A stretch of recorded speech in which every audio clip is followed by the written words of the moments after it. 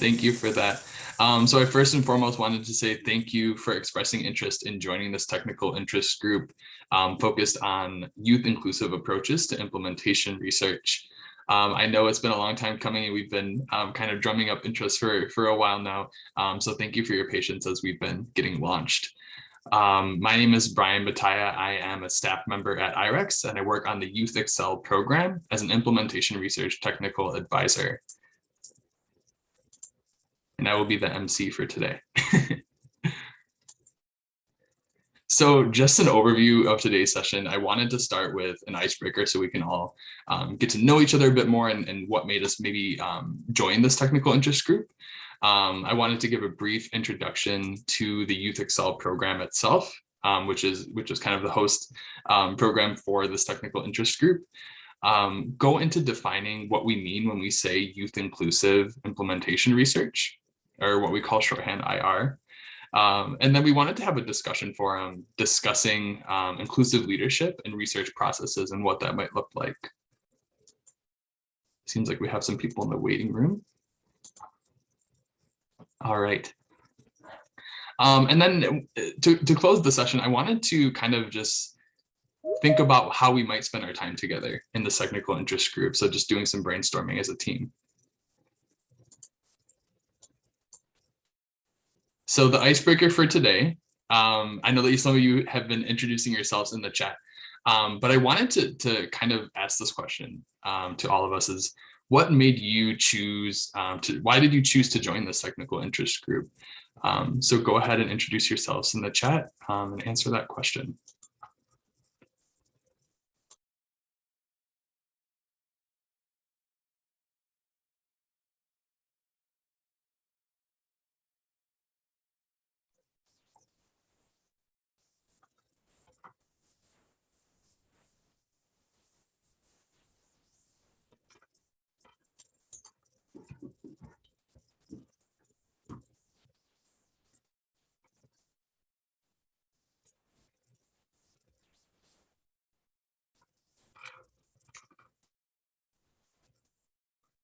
So I know some people were joining in as we were doing the introduction, but we are opening with an icebreaker, and the question to the group is, why did you choose to join this technical interest group? All right, we have Kate Lavero, implementation research, implementation of mental health services for youth. We're interested in trying to include more youth voices in our work. That's really, really exciting. I really love when research spaces are trying to find ways to do this more effectively. I came from an academic space, and I think that was something that was an area of passion of mine as well. So it's nice to meet you, Kate. We have Africa Youth Movement, Peter, who has been doing the implementation research with Youth Excel, so it's good to have him here.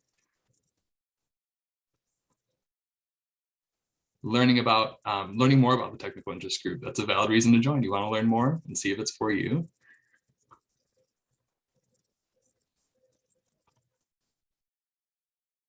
Ruth from Grand Rapids. I'm from Michigan too, Ruth.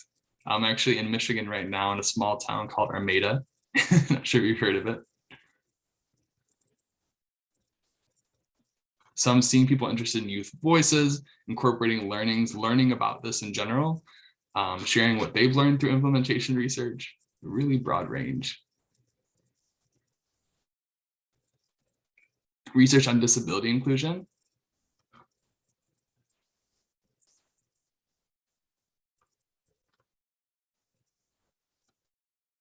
Arthur, good to see you from Tanada.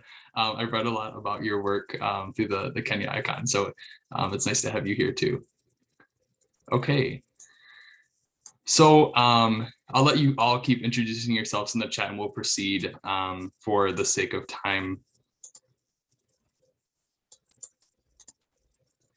I wanted to start with just a brief introduction to the Youth Excel program. So the Youth Excel program came around some central problems that we wanted to address as a consortium. One is that there's insufficient research and evidence for youth programming in general. Two, that there may be capacity gaps around credible and rigorous research for strengthening positive youth development programs. There is adult-led systems that kind of reinforce power differentials and really marginalize youth voice. So it's exciting to hear those in the chat joining who are interested in elevating youth voice through research. And then last but not least, there's so many barriers to channeling resources to youth-led and youth-serving organizations and groups, particularly organizations that may not have had, this is a USAID program, if you couldn't tell from the logo, but finding ways to channel resources to partners who may not have had access to those resources before is another problem that we've been trying to address. So with these challenges in mind, we made 4 central commitments. 1, we wanted to generate research and evidence for youth programming led by youth. 2, helping youth to strengthen capacities for research and using that research to strengthen their own programming through implementation research. We wanted to tackle the youth and adult power differentials that exist through intergenerational dialogue and engagement. And last but not least, we want to channel resources to do the research and do that work to local youth-led and youth-serving organizations. So I wanted to say also that Youth Excel is a consortium-based program, and we have partners from around the world, from youth-led and youth-serving organizations who have played a key role in shaping all of our tools and approaches, and really bringing the commitments that I mentioned to life. We would not be able to do it without this consortium.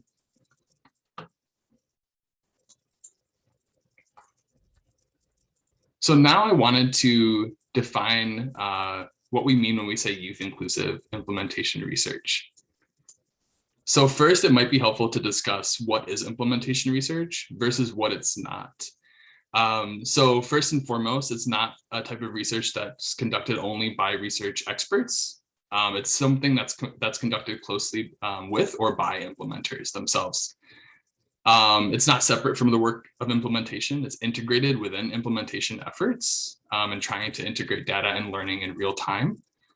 It's not limited to specific types of data or methods. It really does borrow from a host of approaches in research. You could leverage action research approaches, participatory research approaches, monitoring and evaluation and learning data and approaches can be leveraged for implementation research. It's not primarily focused on generating publications or reporting findings to donors. It's really for implementers to use data to learn about their programs and improve their programs in real time, although many of our partners have gone on to create knowledge products from their work. The next thing I wanted to say that it's not just some sort of one-time research project with a clear beginning and an ending. It's something that is, the aim of it is really to be institutionalized within organizations so that as they move between programs, they can generate learning and integrate learning within their organization and how they implement over time. So it's sort of this pathway for organizational capacity strengthening. And last but not least, it's not meant to meet every research need. There are a host of great methods out there to answer a host of research questions. The specific purpose of implementation research is meant for implementers to make data-informed decisions within their local context. So it's highly contextualized data, and it might not always be generalizable. Any questions about this before I proceed? I see someone wants me to share the slides after. I'm more than happy to do so. Any questions or thoughts? I talk really fast too, so feel free to jump in.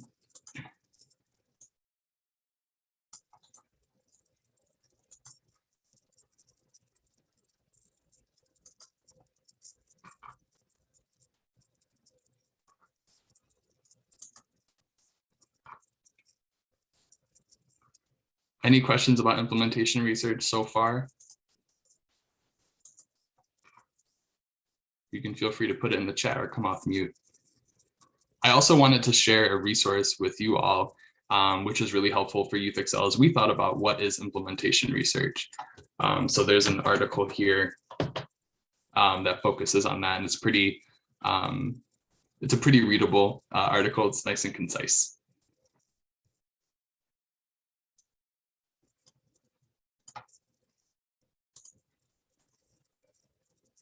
All right, if we don't have questions now, totally fine. Feel free to stop me at any time with questions. Pull this back up. So you might be wondering, what would implementation research look like for an implementer? You might meet with your team to discuss implementation priorities and establish some learning goals to inform your programming. You then would develop and implement a light touch data collection strategy to achieve time-bound learning goals. So finding ways to make it quick, simple, light touch, and integrated within your work. You then would share key findings and hear feedback from others once you're able to bring together those findings. And then you would use what you learn in order to strengthen your implementation and establish some new learning goals to keep it going. So we have it here on the right side of the screen. You'll see that it is some sort of cyclical process that is continuous and meant to not be just one sort of one-time research project. We like to call it the research to change journey, or R2C for short.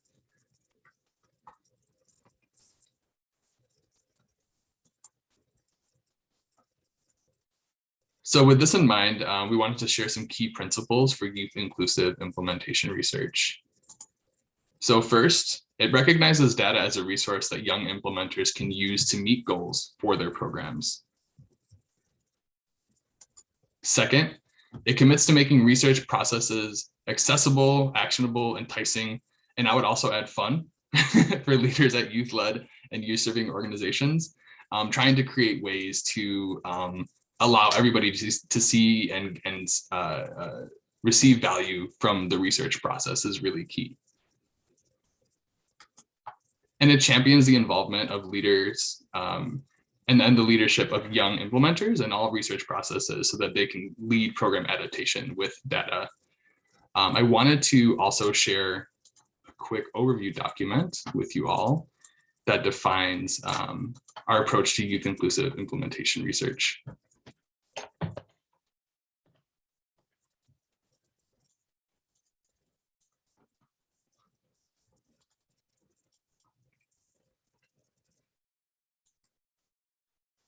So we've worked with many different organizations, and I wanted to put these on the slide so that you can see some of the values that they received from the implementation research process and the capacity strengthening.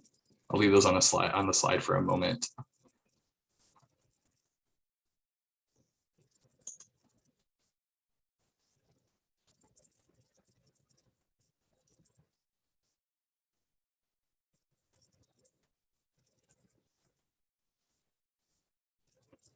I also want to pose a question because it's a little quiet in here.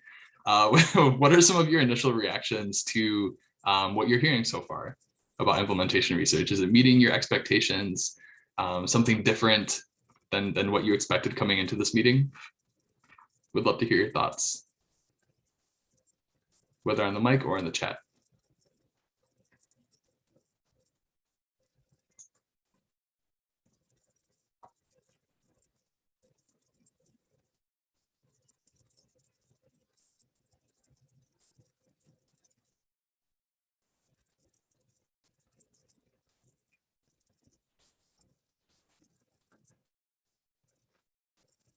Thank you, Kate. Fits to understanding expectations, excited to learn more. The findings are sometimes far from our thoughts. Ooh, are sometimes far from our thoughts. Can you explain what you mean by that, Peter? Hey, thank you, Brian. Hello, everybody. So sometimes when you're working in the field, you might think like this thing is obvious. For example, the work we are doing on menstrual health, you might think like it's obvious that adolescents have information from their parents at home and the rest, only for you to find out that the best place where adolescents have information is from their peers on campus. So sometimes you feel like everybody should have information from their parents at home or from their aunties or something, but they only get it from their peers in school, which is not probably the right information. So that's what research to change and such will help us find out. Thank you for that, Peter. So it kind of helps to shake up and challenge expectations that you might have coming into the research. Yep, continuous quality improvement work. I see from Ruth here, but using different language about it and looking, yeah, okay. So Ruth, I feel you 100%. I feel like when we look to the literature on implementation research, and you'll see it in the article that I shared from the BMJ link, it talks about how there are all these different methods that are trying to achieve a similar central purpose of quality improvement through data. And they talk about different methods that could be leveraged towards it. So it's always funny hearing the different terms, and the central purpose is using data for decision making. And you'll notice on the prior slide, we chose to relabel it as research to change, so that we can step away from those methods distinctions and really focus on that central purpose of using data and evidence for change.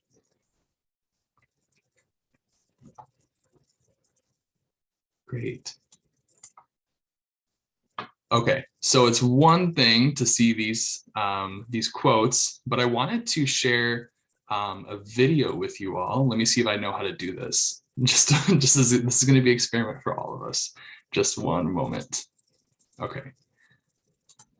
So you may have heard me talk about the fact that some of our partners did go off and create some knowledge products from their implementation research. So this is an example from an organization in Zambia by the name of Grassroots Soccer, who developed a documentary based on their implementation research.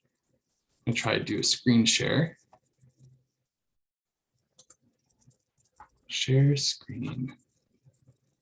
Share sound. Ooh, the tech is working today. This is really good. I hope. Okay. Let's see how this works.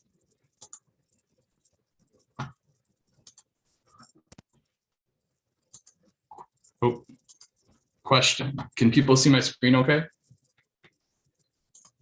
It's like a black screen right now, but can you see it? Yeah. Okay. I'm gonna go ahead. Okay, I'm glad. The sound should be coming through too. So if the sound is working, please let me know in the chat as the video starts. Just a moment, I'll go ahead and hit play.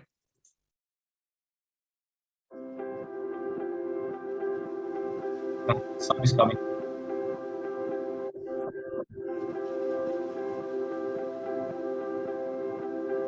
Tukambera mental health mu community mwatu muno timachita conclude tuja muntu nuofunda ilo saganiza bwino venango timaona monga wafukana pa extent yozipaya mental health kuni ine nimaona monga ni paja ngati muntu aikona problem mwamene aganizira and then uja muntu eventually amabwera afunda. Many people in Zambia, including adolescents and young people, continue to face mental health challenges. This is particularly for adolescents and young people living with HIV, who, in addition to facing challenges that come with being young, they also face stigma within their homes in which they come from.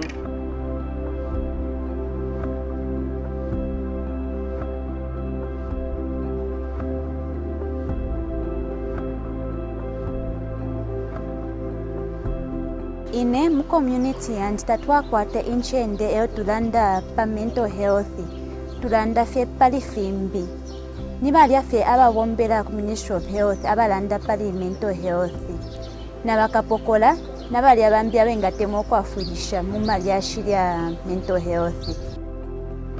In 2022, Grassroots Soccer Zambia conducted a formative research in Lusaka and Chipata district as part of the implementation research approach, which involved desk review as well as primary data collection. Results of this process indicated that GBV, unprotected sex, and drug abuse remain to be common in both sites. Notably, around mental health, results indicated that youth-friendly mental health support interventions are limited.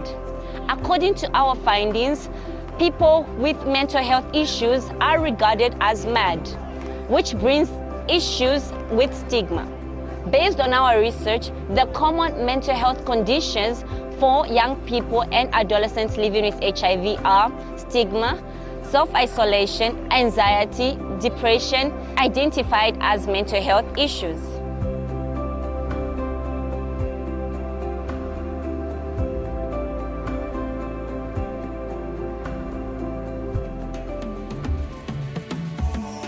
With these findings, even though there are limited mental health interventions that addresses challenges faced by young people, it was noted that there are mental health interventions at health facilities which young people deem as unfriendly. Based on the highlighted findings, Grassroots Soccer Zambia has designed the Mind Skills magazine as a mental health resource tool aimed at fostering dialogues among adolescents and young people living with HIV and their support system at household and community level. In order to ensure inclusivity, the Mind Skills magazine has also been designed to reach adolescents and young people, including parents or guardians that may not be able to read and write. Through this resource, Grassroots Soccer Zambia is distributing 2,500 Mind Skills magazines to adolescents and young people living with HIV in Lusaka and Chipata districts of Zambia. Tingankale okondwera kuti iyi magazini yapangiwa muno chifukwa tikaibonapo iliyonse kupangiwa mu community mwathu. But tingafune afakamo mitundu zosiyana-siyana kuti bonse vakazilemba naku tingafunika wafakamo ma topics yamene yangachita understand young people kuti vakachita overcome ma problems yao. Ero ngati yapitia pa 30 minutes ngafuna ochita participate. Iyi buku ifunika kufakamo vintu vambiri, kufakamo tuma picture, tuma katuni kuti wonse vangaziverenga na kuchita understand. Through this resource, Grassroots Soccer Zambia endeavors to continue mobilizing, educating and inspiring young people and the community in having meaningful discussions and dialogues around mental health. Wakanda Kilo!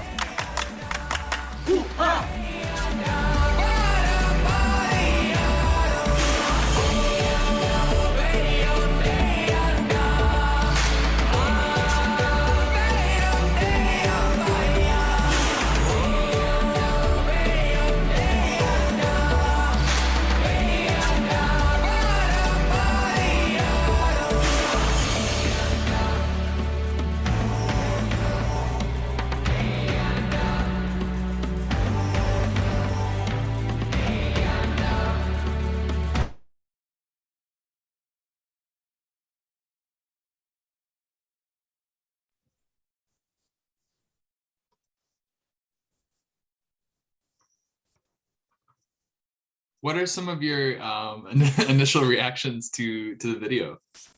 I'd love to hear some thoughts. What stood out to you?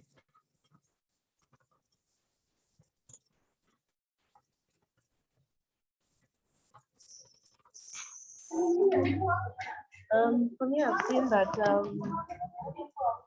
more of data is needed also to be like presented in form of pictures so that people can resonate with it.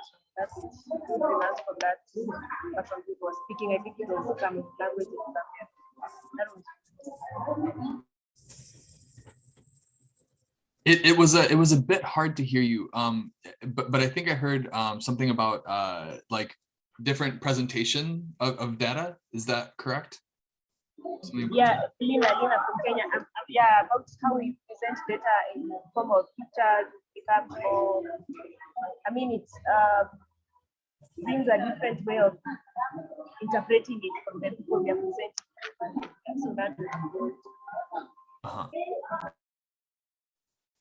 Yeah, no, that's a great point. I think all of our grantees collect different forms of data, right? So some are collecting quantitative data in larger surveys, and some are collecting qualitative data. So this is more of an example of some of the qualitative data presentation.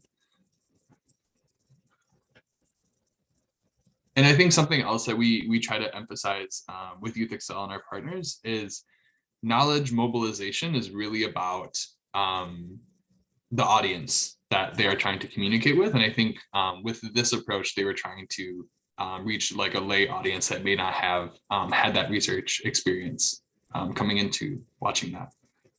But there's many different ways to present data. And I think as we go on, I'm happy to share more and more examples of this. Maybe some examples of quantitative data that have been shared too.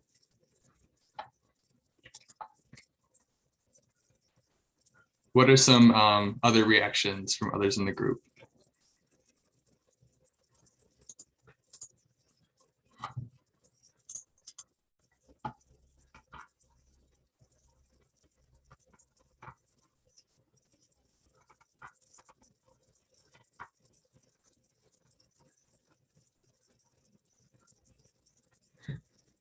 Being able to hear from youth and the solutions that they wanted stood out to you. The idea of having resources in the community that speak to mental health, related to stigma. I have a great question here from Patrick. This technical interest group is actually not the same as the Research to Change Mentorship Academy. That is a separate effort from Youth Excel. And it's being led by our partner, Root Change. They should be reaching out with updates to those who have applied. That's a good question, Patrick. How do you involve youth that are unreachable due to lack of internet facility? That's a really great question, Julius. So we have been supporting youth primarily remotely, youth-led organizations primarily remotely. I would be lying if I said that we have never had internet connection challenges, right? These things are a challenge. Luckily, to date, we have been working with organizations who can access the internet. However, we do acknowledge that this is a gap in the remote world that we are living in. But this is a really great question. I know that when our organizations are developing their data collection, internet connectivity is a key consideration for them. Some are able to pursue remote data collection through Zoom calls. However, many do go in person to collect the data, given access challenges. I'd love to hear from the group though, actually. This is a great question. And I think this is like one of the goals of this technical interest group is how can we crowdsource ideas? So I'd love to hear other people's answers to Julius's question in the chat. I do not have all the answers. I barely have some. So I'd love to hear, I'd love to hear from the group. So the question I wanted to pose is how do we involve those who may be unreachable by internet?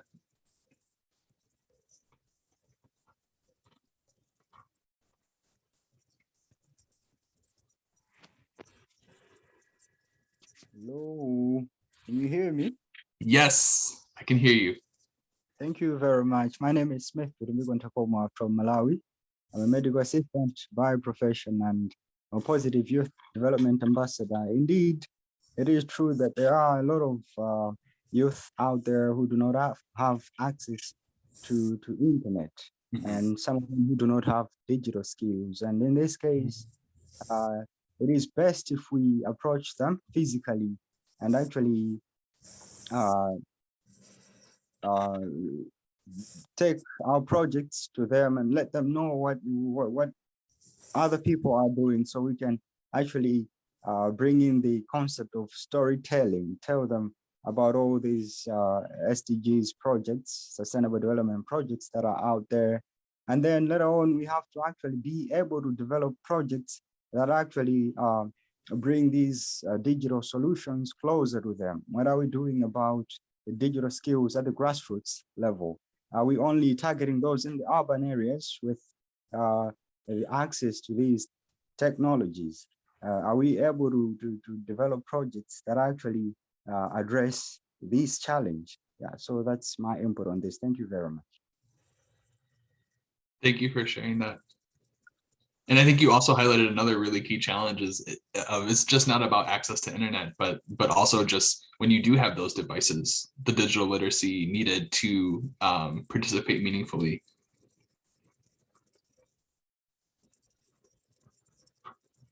And I'm seeing some really great input in the chat, some old-fashioned face-to-face. Oh, I see a hand up from Julius.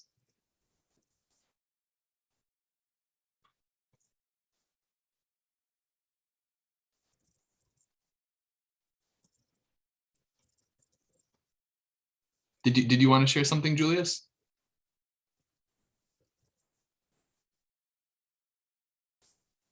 If you're talking, you're on mute.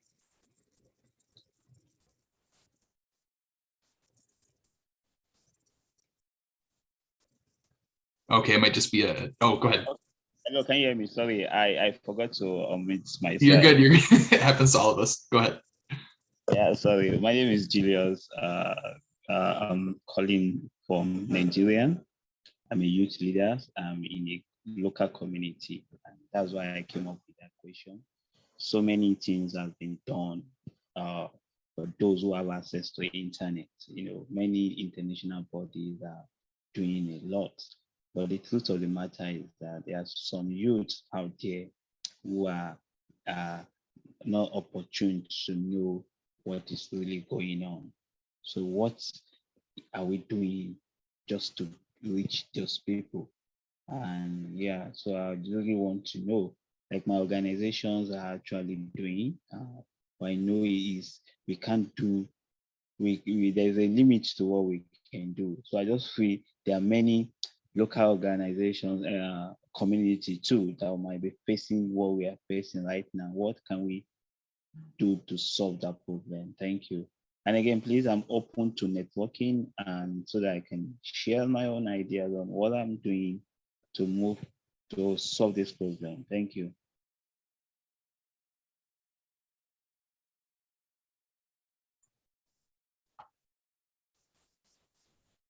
And thank you, Julius, for raising that question too. These are the exact types of questions that we want to be raising in this group. This is meant to be a network where we can connect and not just talk about these things in these sessions, but also outside of these sessions. So Julius, if you could share your contact information in the chat so that those who are interested in discussing this further with you, it'd be great if you all could connect outside of this meeting too.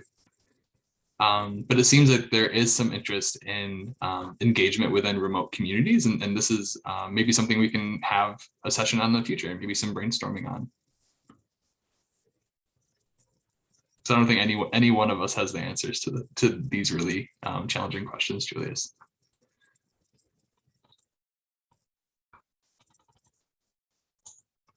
All right.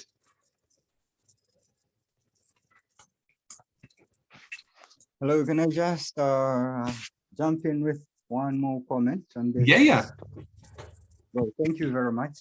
Well, I discovered a problem in my community, and the issue of lack of digital skills is very huge, and a lot of the youth out there do not have the devices, the technology.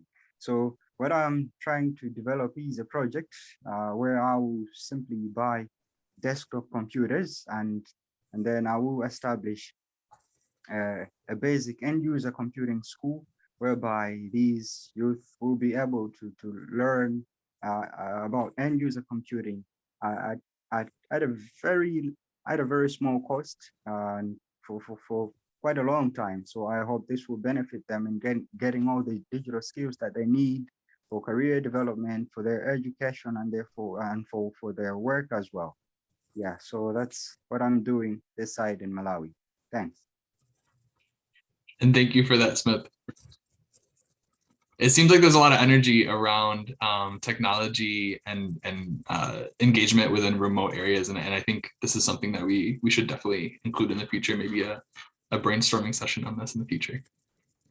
So thank you both for raising those points. Can you all see my screen, by the way? The screen of sharing the slides? Just want to make sure. No, okay. No. Sorry, just a tech issue then. Let me try to fix this real quick. Okay.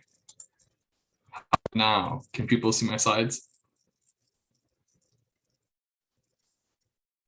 Yes. Okay. Thanks, Sarah. And good to see you again. It was nice meeting you at GYEOS. Yes, good to see you too. So now that we kind of talked about what implementation research is, what it might look like when it's led by local youth organizations, I wanted to also let you know that we do have a publicly available tool called the Research to Change Toolkit, which the purpose of this toolkit is to sort of guide youth-led and youth-serving organizations through the process of implementation research using a guidebook approach and step-by-step. It's very participatory, asking a lot of questions. It's meant to be like a plan as you learn type of tool and work as you learn type of tool. It's publicly available on the Youth Lead website. Let me go ahead and put the link in the chat here for you all, just in case you all want to explore it after the call. Just a moment.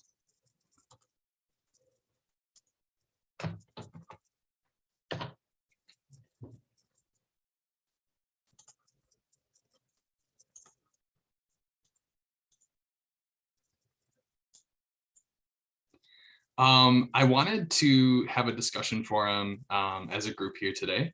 We have a Padlet here that I wanted to share with you all. Let me go ahead and put this in the chat.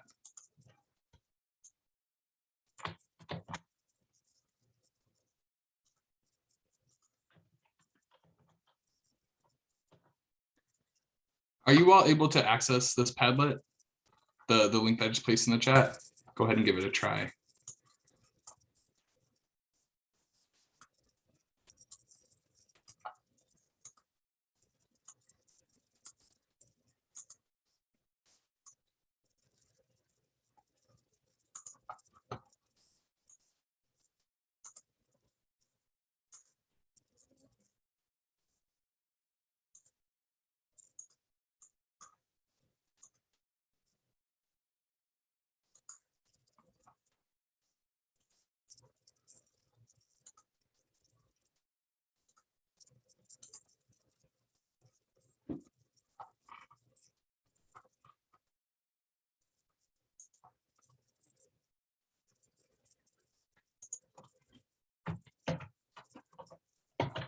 I'll post the link here again. Are people able to access this?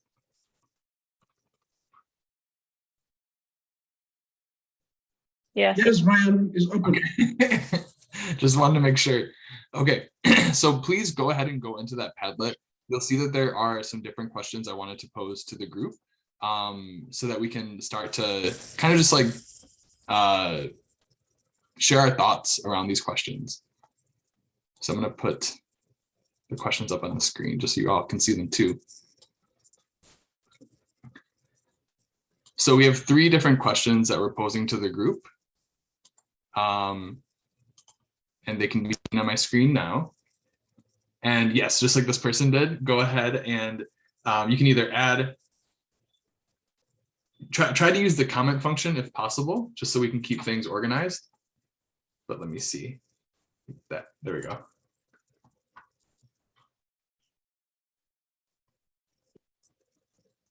Feel free to take some time and I'll let you all think about these questions for a bit and add your thoughts to the Padlet.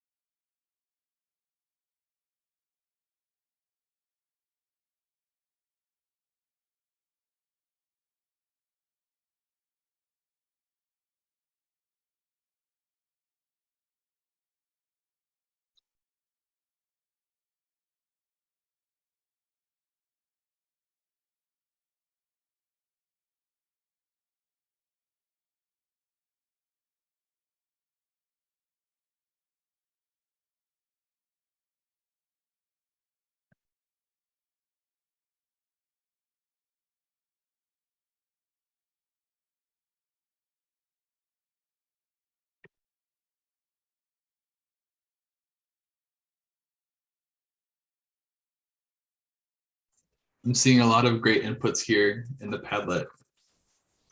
Please continue to place your thoughts here.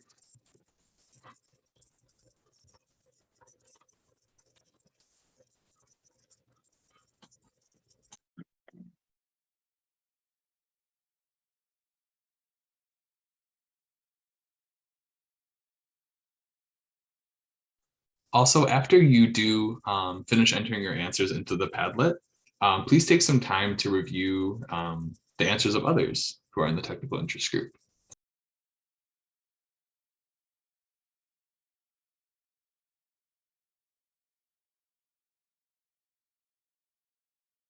How are you? What Hello. happened to your hand? No, just hold it. I kind of like his. Oh, Peter, did you want to share something? You're still working on it to keep building. You understand? Oh, Peter, you're not on mute if you're trying to. Not sure.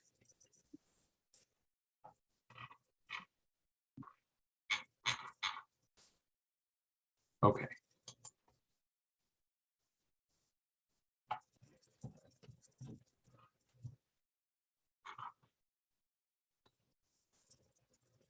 I'd love to hear from the group. What are some of your initial reactions as you looked at these questions and also see some answers from your peers? What's standing out to you here?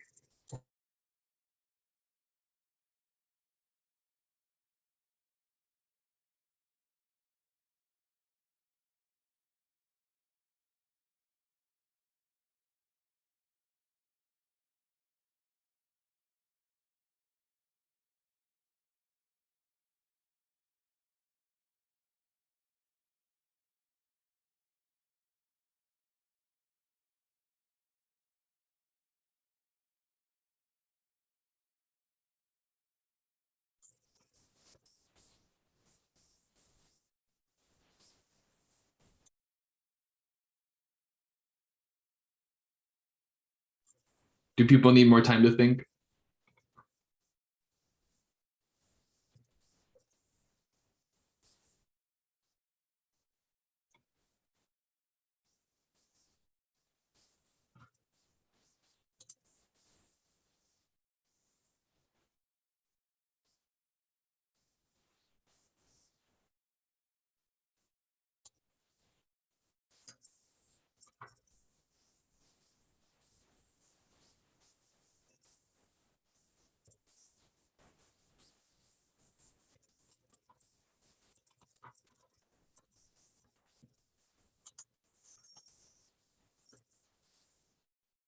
I see Kate sharing here that she's kind of seeing this theme of language barriers coming up.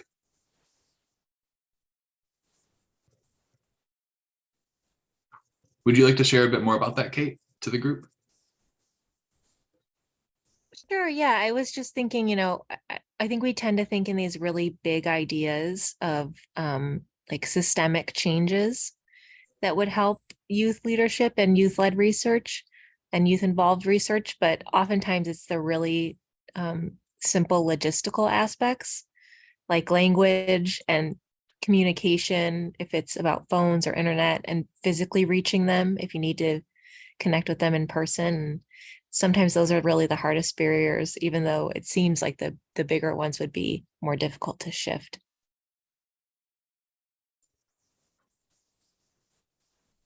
Thanks for sharing that. Any others have some impressions after reading answers from their peers here?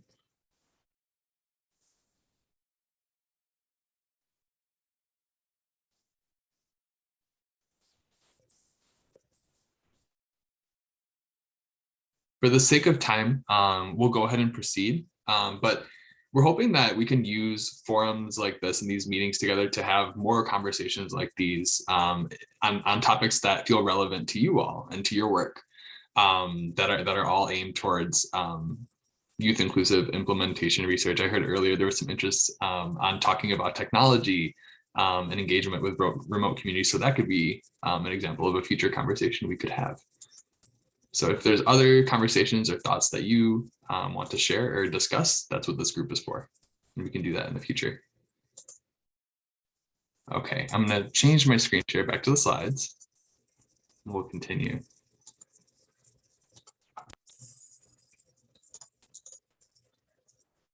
So just as I said before, we want this technical interest group to be of value to everyone here. We want you all to be able to take what you are learning here and bring it to your own work and spread youth inclusive implementation research approaches to wherever you work. So I wanted to pose these questions to the group. And you can feel free to type your answers to this in the chat. I asked earlier, why did you choose to join this technical interest group? But I wanted to get a bit more into what types of things do you want to gain from this experience? So feel free to type your answers to these questions in the chat. What do you hope to gain, and how might we spend our time together?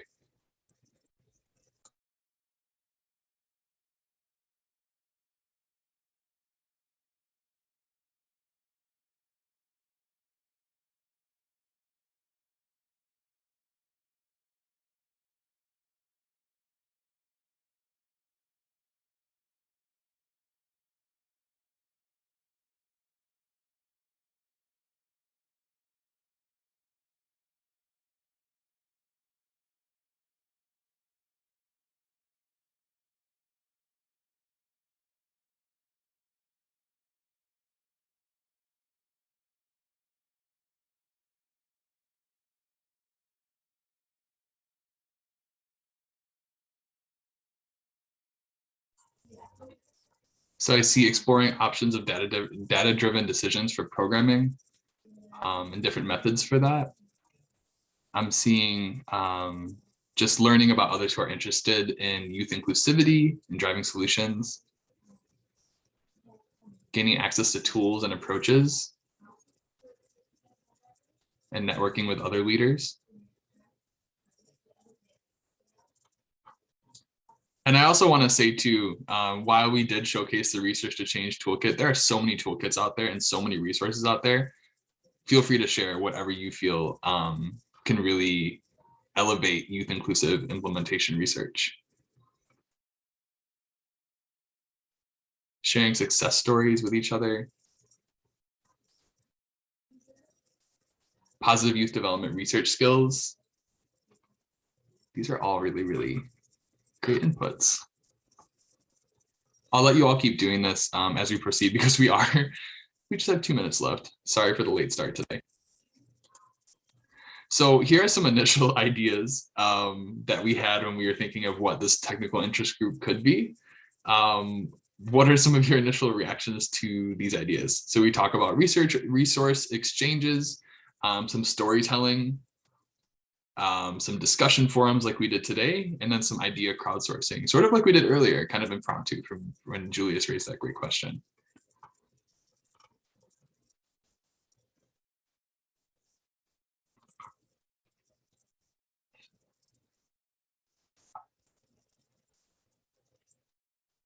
When you look at these activity ideas, are there any other types of activities that you would like to see that might be missing?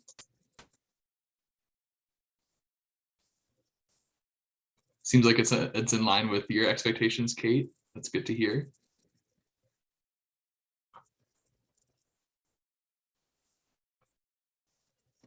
And I want you all to know that this is something that we can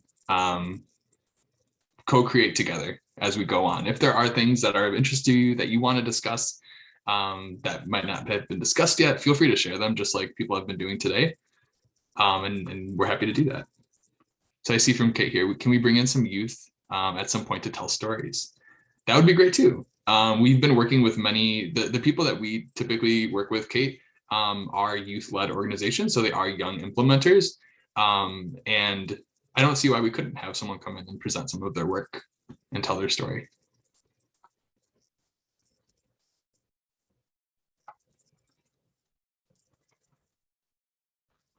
All right, so we are at time. I'm so sorry to be running late. Let me just see what else I think we just had the brainstorm, and that's it. The ever so important thank you slide, because I just really do want to express my gratitude in joining this technical interest group today. If this technical interest group is of interest to others who you might know, feel free to share the opportunity with them as well and get them in contact with me. I'm happy to pull them into the group too. The more the merrier. So thank you all for your time today, and wishing you a wonderful rest of your day.